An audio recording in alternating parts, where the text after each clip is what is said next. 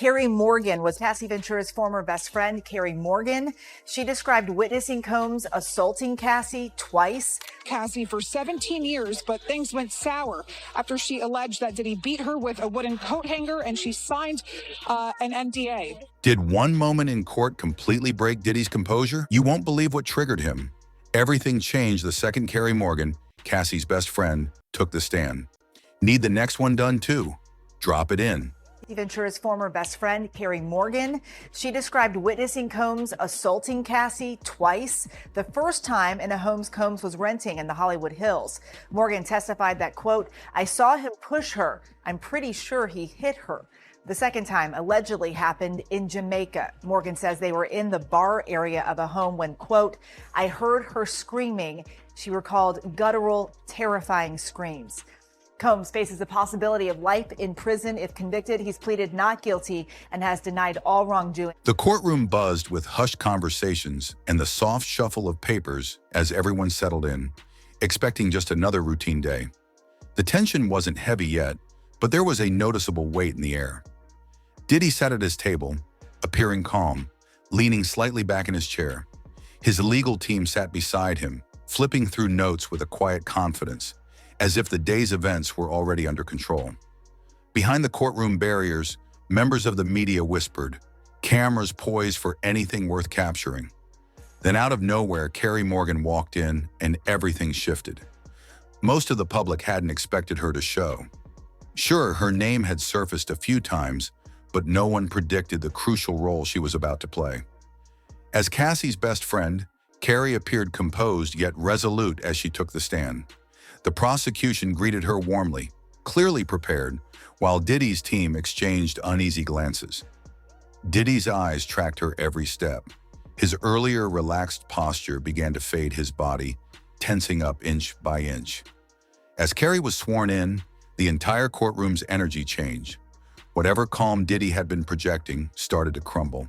At first, only a few noticed. After all, Diddy's known for keeping cool in high-pressure moments. But for those watching closely, the signs were there. His jaw clenched. He leaned forward, hands clasped, eyes narrowed. And then Carrie began to speak. What started as testimony quickly turned explosive. Carrie's words cut deep, personal, powerful details spilling out like gasoline on open flames.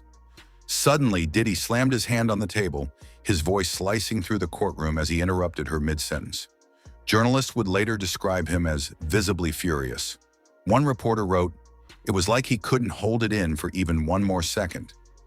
Security tensed up, ready to intervene, while the judge repeatedly called for order. But this wasn't just an outburst. This was a complete unraveling. Diddy pointed at Carrie, shaking his head, muttering loudly to his lawyers. The image he'd worked so hard to maintain cool, controlled, untouchable, shattered in real time. Witnesses later spoke of the chaos, saying you could hear a pin drop one moment and feel the entire courtroom crackle the next. "It caught everyone off guard," said one observer. Even Diddy's attorneys looked rattled, scrambling to calm him down. Outside, cameras captured a storm of movement during the recess. Reporters rushed to decode what had just unfolded. But one question hung in the air like smoke. What did Carrie Morgan say that rattled Diddy so deeply? Whatever it was, her words clearly had the power to pierce through the armor of one of music's most seemingly unshakable men. To fully grasp Diddy's explosive reaction, we have to understand who Carrie Morgan really is and why her testimony holds such devastating weight. Carrie Morgan was on the stand. That was Cassie Ventura's former best friend. What did Carrie say happened after that incident?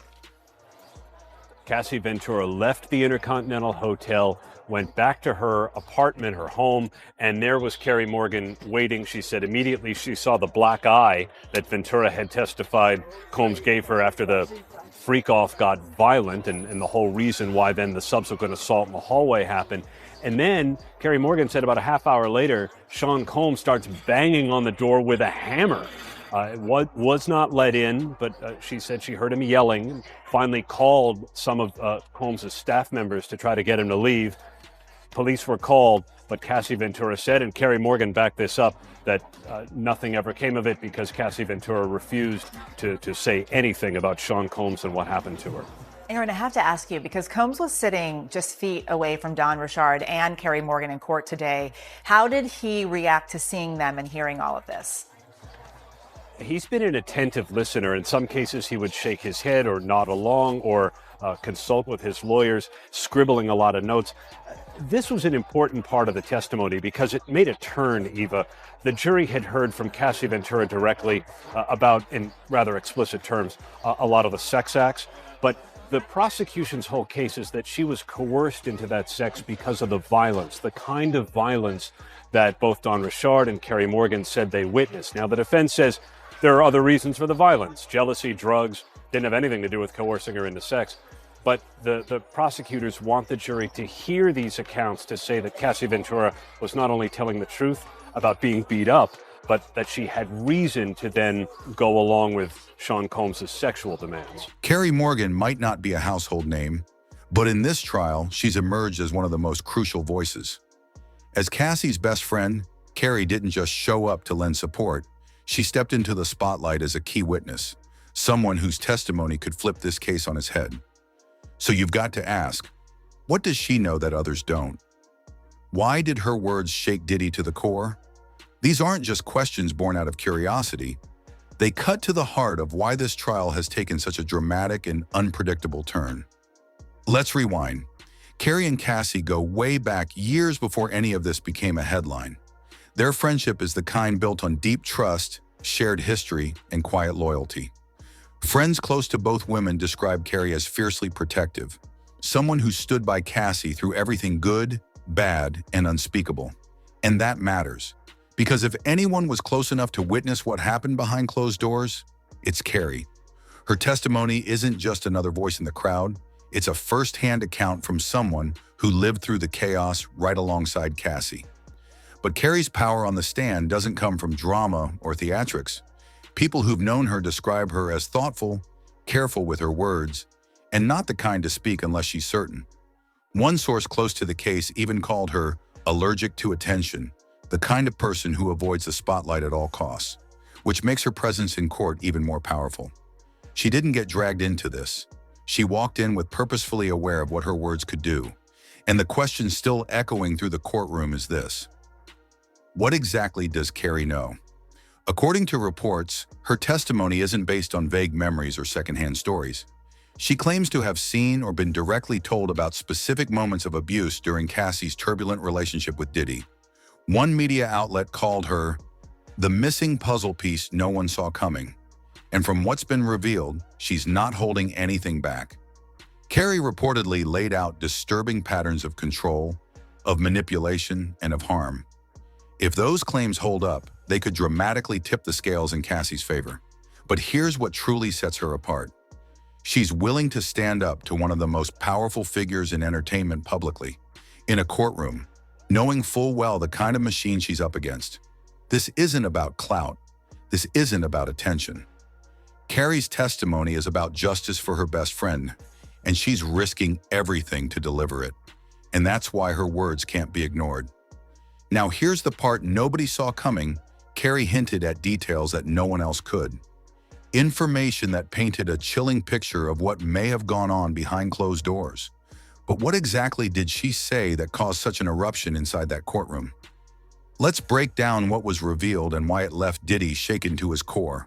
Already mentioned the second witness today, Cassie Ventura's former best friend, Carrie Morgan. What did Carrie have to say? So let me tell you, Carrie Morgan is crucial. And she came crucial because she comes off as credible. Because one of the first statements that she made is that she came here because she was compelled to testify. She no longer speaks to Cassie Ventura. They stopped talking in 2018 after this incident having to deal with where she was assaulted by Sean Combs, where Sean Combs grabbed her by the neck and also threw a wooden wooden hanger at her, but also that it led to Cassie giving her $30,000 so she wouldn't say anything about that specific incident. And that was the end of their relationship. She also corroborated 2 of the assaults that took place, having to deal with Cassie in terms of her being drugged and as well as her being punched. So she corroborated a lot of the testimony, but she came off as a neutral witness. And the defense wasn't able to break her as they wanted to, but was able to say that, look, it was still a loving relationship.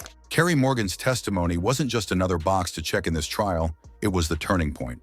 From the second she took the stand, the energy in the courtroom shifted. The air got heavier. The buzz outside made it clear this was the moment people had been bracing for. And in Diddy's case, dreading. The anticipation wasn't hype. It was dead on. Because when Carrie opened her mouth, what came out wasn't just shocking, it was devastating. She started slow, but every word felt like it carried the weight of a wrecking ball. She described years of disturbing behavior she claims to have witnessed firsthand, a relationship that didn't just spiral into toxicity, but crossed into outright danger. She spoke of control, of manipulation, of abuse. And then, boom, she dropped the first bombshell. Carrie claimed she had seen bruises on Cassie multiple times. Not rumors, not guesses. She said she saw them with her own eyes. Then she detailed moments where Diddy's rage allegedly exploded. Moments where violence wasn't just a threat, it happened. But she didn't stop there. Carrie dove into the psychological warfare Cassie was allegedly subjected to.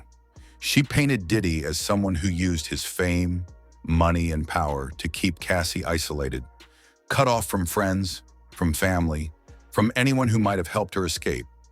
She even alleged that he monitored her calls and texts, tightening his grip until there was nothing left but control. At this point, the courtroom wasn't just listening, it was locked in, frozen.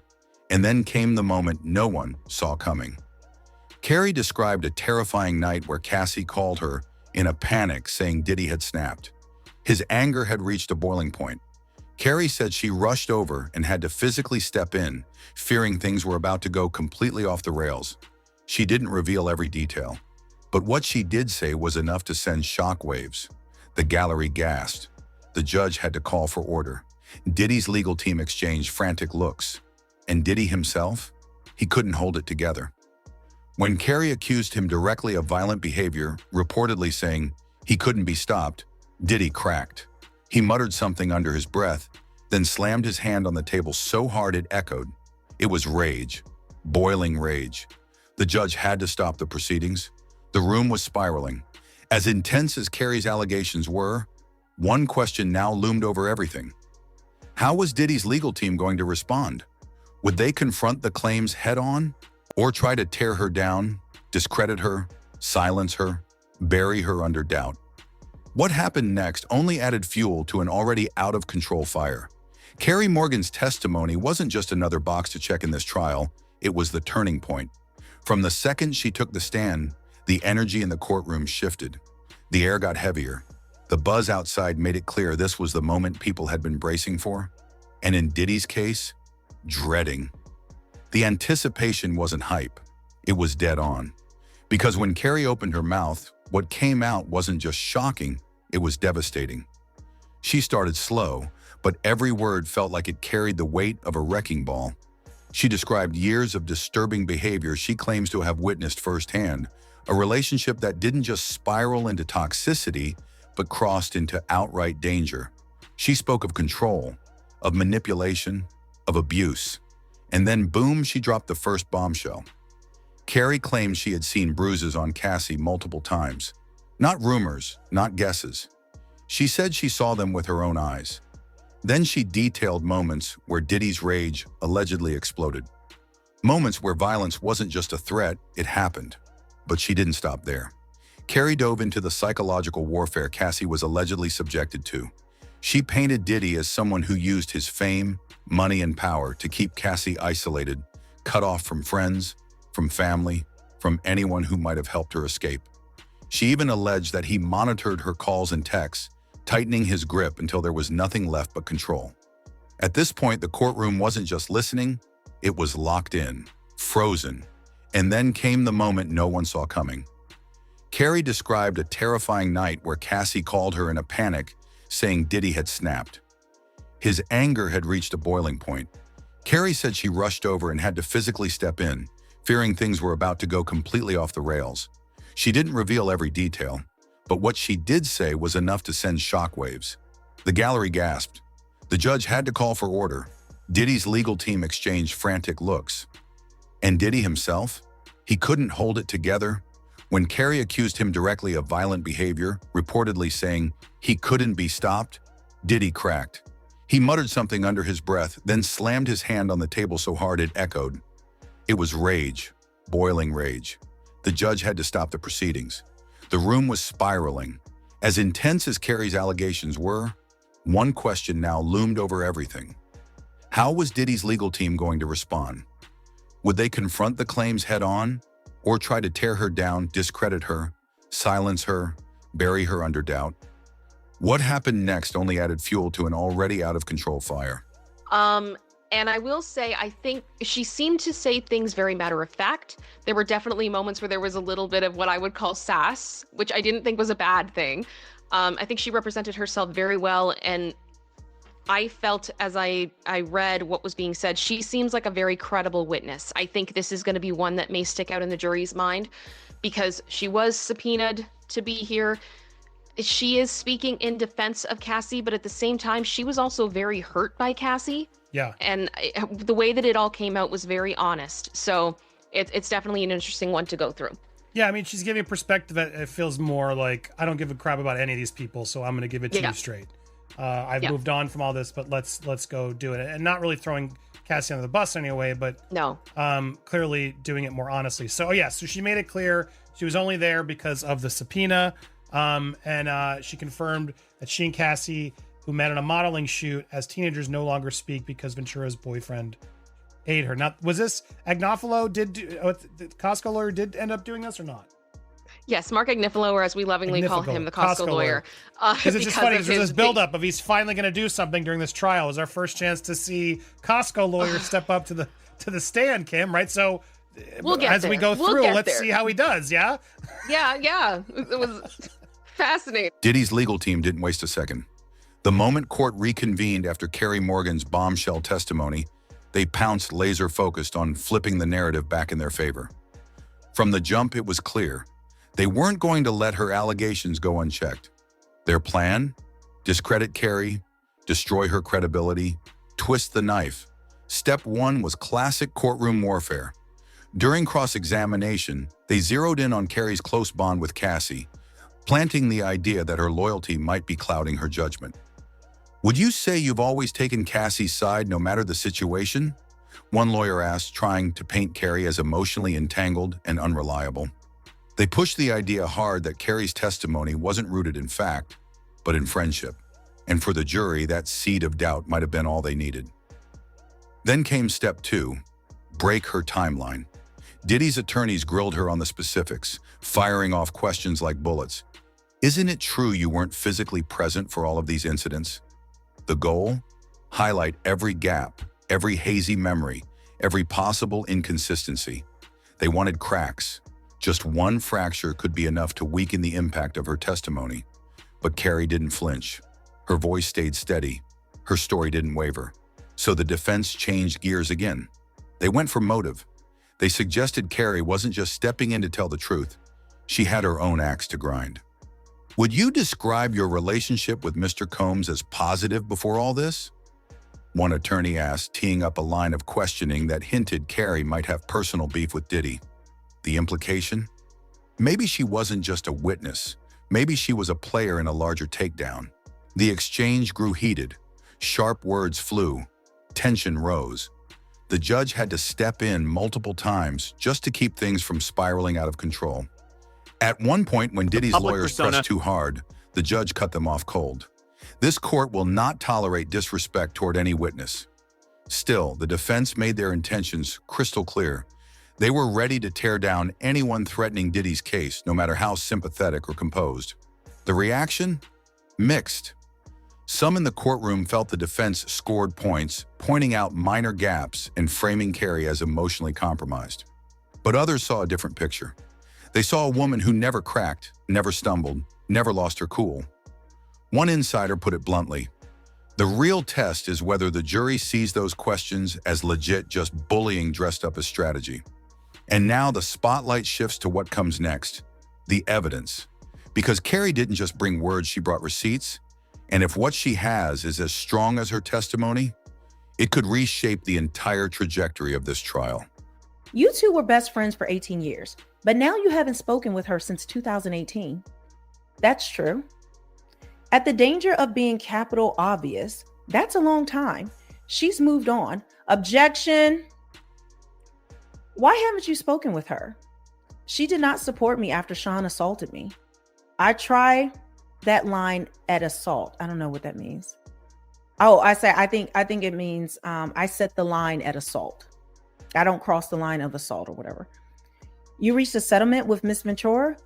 The money came from Mr. Combs. So this was after I believe she was assaulted by Diddy, that that in order to hush her up, Diddy gave her some money, or they settled it, however it is. That's a pattern that seems to be happening with him throughout the decades. So Agnifilo shows Carrie Morgan photos, then asks, do you know if Louise Hayes is a self-help author about self-affirmation? Yes. Why did you send him this with words of encouragement? I don't remember sending it. Okay. I want to show you a few more photos. But first, let's talk about the incident where he put his hands on your neck. Were you and Cassie using any drugs at the time? No. What did he say? He said, who is she cheating with? You went to an urgent care, not the hospital, right? Like she's saying just right as the answer. But you told the prosecutors it was bloody and you went to the hospital. I don't remember that. Look at this. And so this is material not shown to the jury. I see that I said that. Now in this, I think it's like now in cross-examination. I'm not sure what that means. Okay. I see that I said that. Do you remember Mr. Agnifilo asking you about an incident in LA? Objection, overruled. And he hit her like in Jamaica, arguing. Oh, okay. That's what it is. Okay. I'm sorry. Let me go back. So they were doing right here. Agnifilo is Diddy's attorney. That's why I wasn't understanding. So they did the cross. All right. So now this is the prosecutors again asking her questions. They get to come back up. So that's who's asking. That was like, why is Agnifilo asking a question about himself? Carrie Morgan didn't just walk into that courtroom with a story. She came with evidence, and not the kind you can brush off or spin with a slick lawyer speech. From the second she presented her material, the tone in the courtroom shifted. What started as emotional testimony turned into something much more, something real, something undeniable. So what did she bring? According to insiders, Carrie turned over a set of text messages, photos, and even audio recordings. All of it directly tied to her testimony. The texts were allegedly between Cassie and Carrie. Messages sent in real time during the very moments Cassie says the abuse was happening. In those texts, Cassie reportedly described terrifying encounters, moments when she felt cornered, scared, unsure of what would happen next. One lawyer read the messages aloud in court, and witnesses said the content was chilling, so intense that even the judge looked visibly disturbed. Then came the photos. Carrie claimed these were images Cassie had sent her privately. Bruises, injuries, and physical marks, allegedly from encounters with Diddy. They were graphic, they were painful, and they were entered into evidence without hesitation. As the images were shown in court, the entire room went still. Not a whisper, not a breath, just silence as the timeline of abuse was laid out visually for everyone to see. According to Carrie, Cassie would send those photos as a way to document what was happening. Proof in case she ever needed to escape, or in case someone ever doubted her. But the most explosive part of Carrie's evidence was the audio recordings. Real recorded arguments between Diddy and Cassie. In one clip, Diddy could allegedly be heard yelling in a tone that matched Cassie's claims of his explosive temper. Another clip reportedly included direct threats. Threats that caused a ripple of shock through the gallery. People listening were visibly shaken. One journalist said the air felt heavy, like no one wanted to move. Even the jury looked stunned, some of them clearly reacting to what they were hearing for the first time. Sure, the defense tried to argue that the recordings were taken out of context, that they didn't tell the full story. But let's be real, the tone alone was enough to make a permanent impact. Carrie's evidence didn't just support her words, it enhanced them, it gave them weight. It made this more than just accusations, it made it real. And now the balance of this entire trial has shifted, because this isn't just about Diddy and Cassie anymore. This is about the power of truth, about the bravery it takes to stand up against someone untouchable. Carrie Morgan's decision to speak, to show her receipts, has pushed this case into brand new territory. And if what we've seen so far is only the beginning, then buckle up, because the road ahead could change everything.